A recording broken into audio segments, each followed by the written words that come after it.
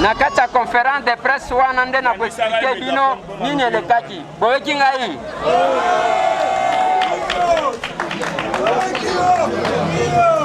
na kati ya conférence de presse wana mpe tokolobela makambo oyo ekoleka na mboka na biso boye te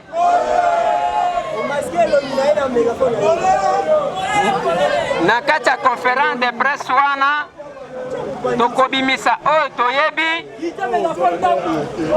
tokoyebisa bino oyo tozomona boye te ikoyata veste lelo chef coutumier veste oyo esambwe na Congo na cravate eza tenue moko officielle mais bapoliticien congolais basambwisi veste na cravate bapesi oyo responsabilité tozela gouvernement eza responsabilité mais eza place bakendaka koyiba koluka mbongo après balobaka no détournement maman na remercier bapanzi sango surtout association na bino Apelco oh lelo baye kopesa basi na valeur ko défendre na média te ka olongola soutien na yo olakisa bato mabele na yo te aucun néfastique balakisi ndenge ozwi information au traité yango oyike na mwana mboka Eliezer azozonga mboka pona nini toye koyamba Eliezer azalaki empoisonné à cause ya kodéfendre mboka olati bien ti obeti basket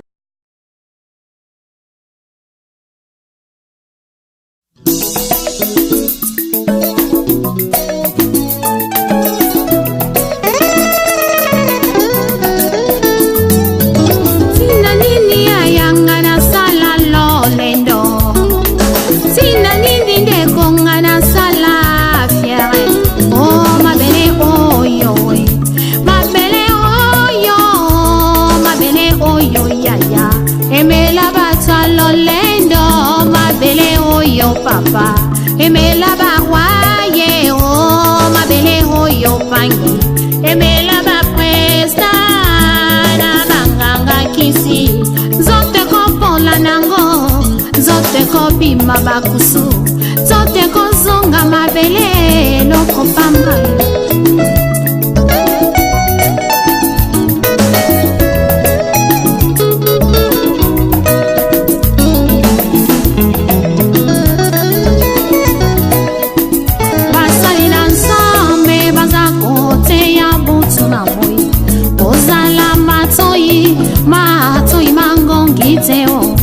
yokela bango bazali saprima ya pamba oyo bateyaka ye utaka epa ya mokili salela tango tango yozana bomoye linga yosalela ye o tango yozana bomoye linga yosalela ye o kufeza ya solo ngai betina tepelo tango ifweni ya Salela tango mbeko Salela tango fami Amadi mame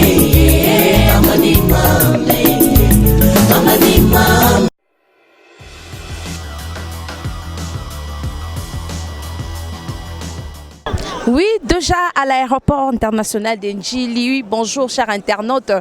Bonjour de partout dans le monde entier à travers CL News TV, mon PPA Sika. Là, j'ai envie de dire un grand merci à toi, Christelle Arose, Mamliranoum de la presse congolaise. Je suis déjà avec Fofana. Fofana, donc Babi Lelo et Indamabe. Bon, il dit déjà parce que moi, au Santine aéroport, non? Santine déjà plein. C'est un député national, moi, Baya Oyamba aéroport. Ton ministre, moi, Baya Oyamba.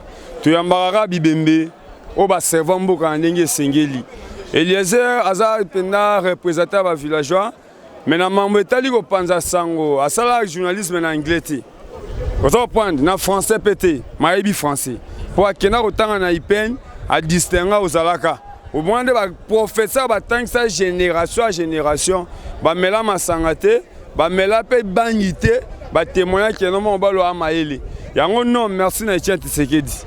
Pour tirer ndima au salle émission na Eliezer ça devoir à salle émission Eliezer na téléphone o aloba que non na déjà président de la République boki na ba prisonniers sobo libéré batonyo na 2011 aibara que Eliezer ko servir mboka o Eliezer ba nomé na nuteka o conseiller à chef de l'État au ministre té maintenant o a salle la peuple congolais lelo ba yeko zongisa escalier to pese Eliezer lelo valeur pour na l'équipe attention sur mokilité mais pour na défendre le Congo ya te ka ozala moyibi pour na regretter na boyi ko ta veste lelo pour chef coutumier veste o esamwe na Congo na cravate eza tenue moko officiel mais ba politicien congolais ba sambusi veste na cravate ba peso responsabilité to za gouvernement eza responsabilité mais za place ba ko yiba ko luka mbongo après ba lo ba keno détournement maman na remercier ba panzi sango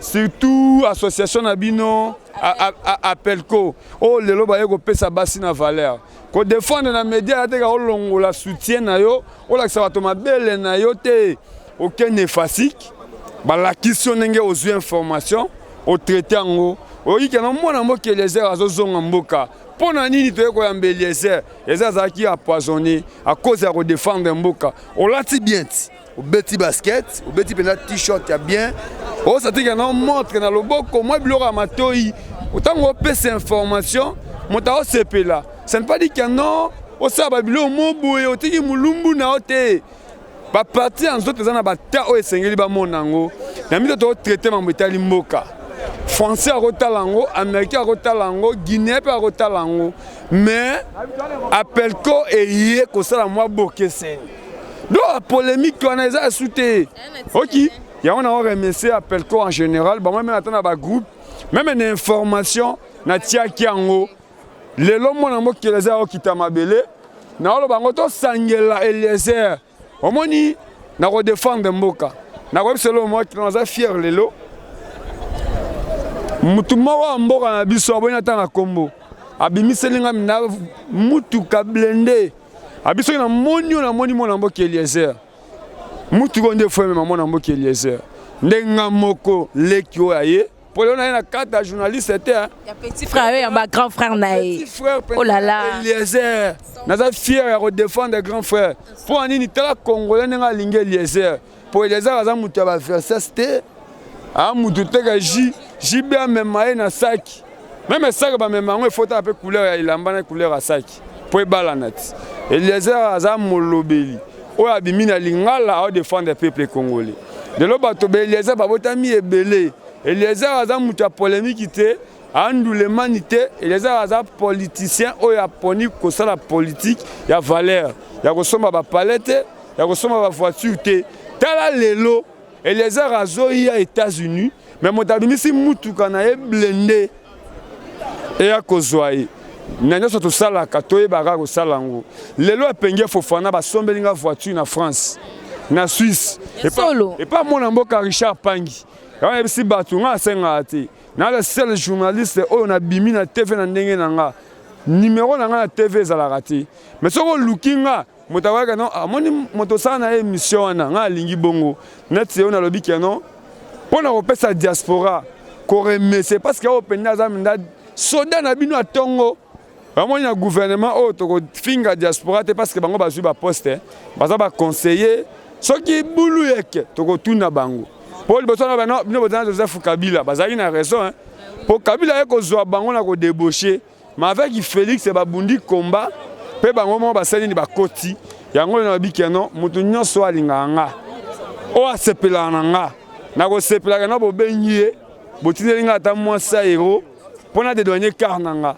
pour mota sombelinga mutu ka Richard Pangi o ba monaki na sport ya mona mboka Eliezer na benga ka Thomas Sakara pour azana idéologie à Thomas Sakara ata toujours monyera tie mupanzi wana wata ya rouge mais balandi est trop na rouge asali ya vert ce que balandi ya akola tapé ya chocolat yango na sepeli lelo na remercier Apelco nyonso boyoka kimbela bobundi po to kopesa Eliezer lupangu te to kopesa ye mutuka te mais oh lelo bo sala mokili mbelo landi kenon mwana mboka Eliezer représentant ba villageois nyonso bayambiye il faut na yo manifester ngana manifester yango to sali ba polote ba polo zo bona ka no club to komi wapi JFM service moko ba Congolais sala agence na ye ma bimisi ba travailler na ye tout ba ko ya mwana mboka Eliezer yango na sepeli ke moto akolinga a edenga lukaka JFM service obenge ka no te petit na ngai na pesio la memela eka pokara na ngai etula na poto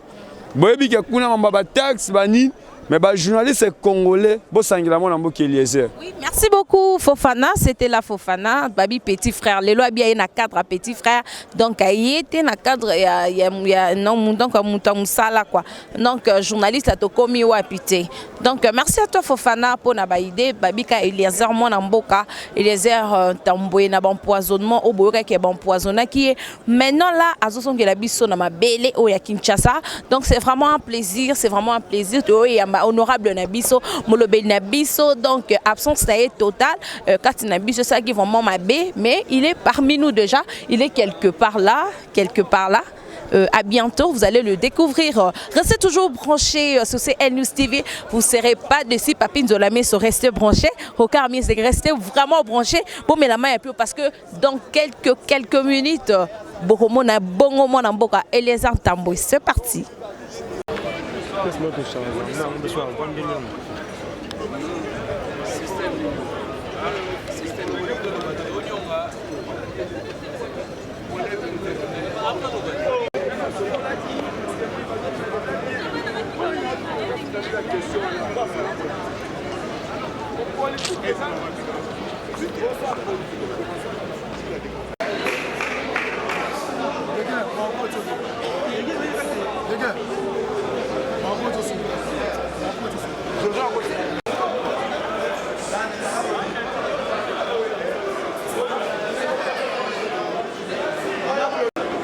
Donc vraiment ça.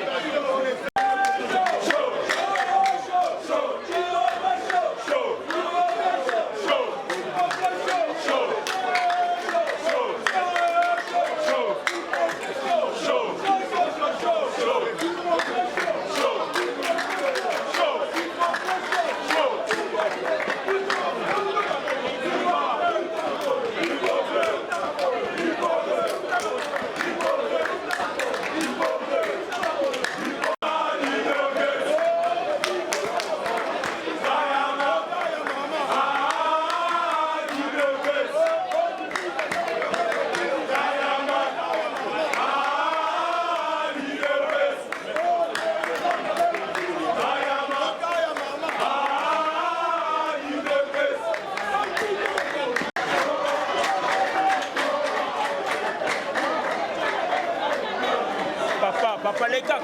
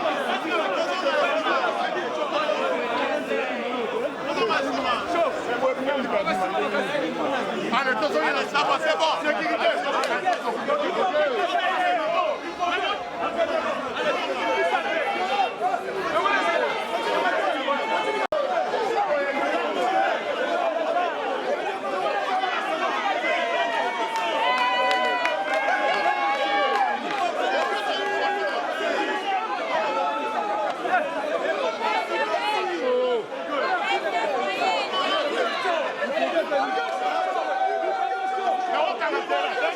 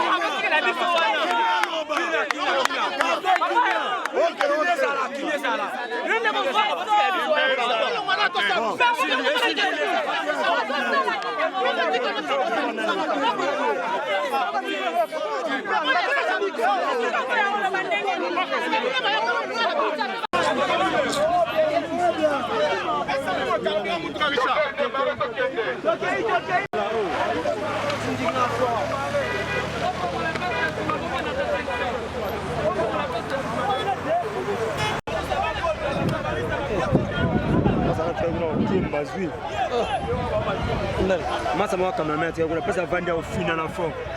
Laissez kitato qui kuna pesa ça. Tetika. Bon métier. Ba matisi ende awa. Ça fait que nous allons sauter.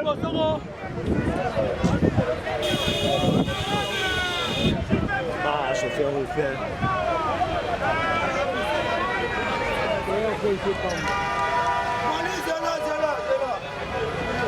Posa maneno kutoka kingasani mapenda kwa kamera.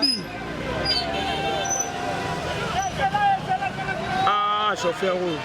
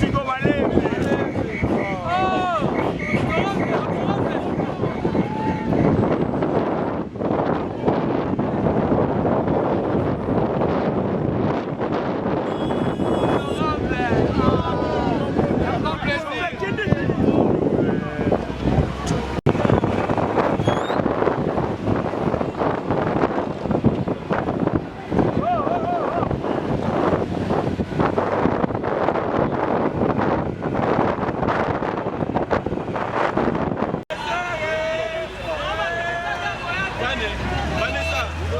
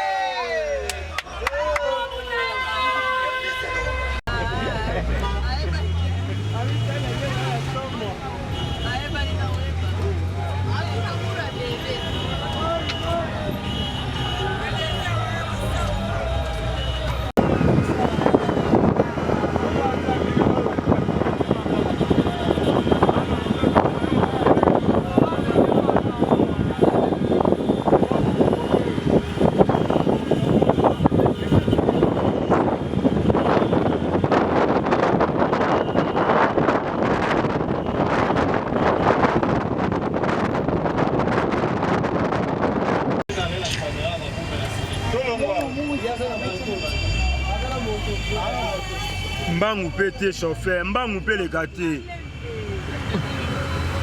Tamani baninga ba otambola.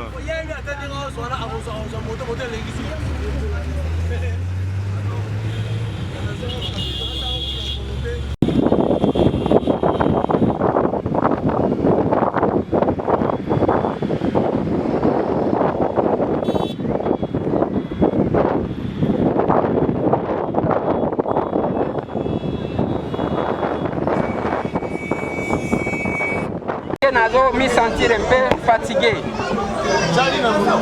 Mercredi oyo nakosala conférence de presse. Nakacha conférence de presse wana nde nakoexplike bino nini elekaki. Boyeki ngai.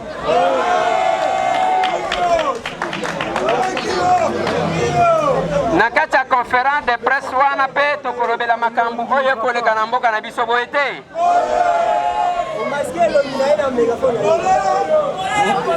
Nakati ya conférence de presse wana tokobimisa oyo toyebi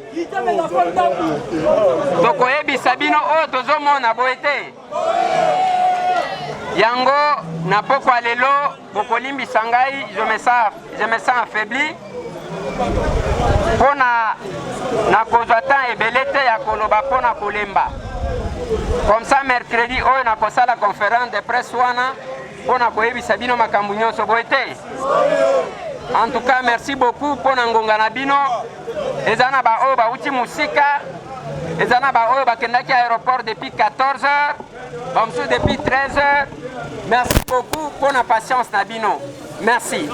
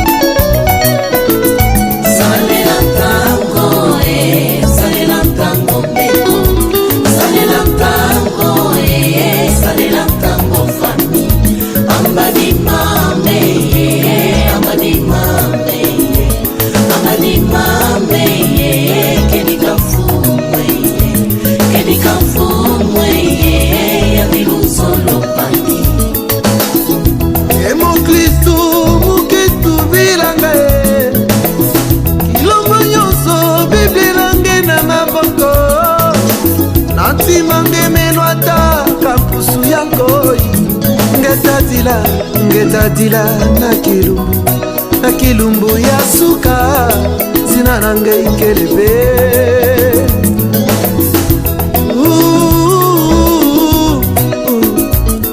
ozali wapi nkolo akoluka yo yobomani kati na masumu nkolo akobelela yo nekosomba tango mikolo ekomi mabe soki okei na moto ekozala likambo na yo po atikaki Yesu Masia.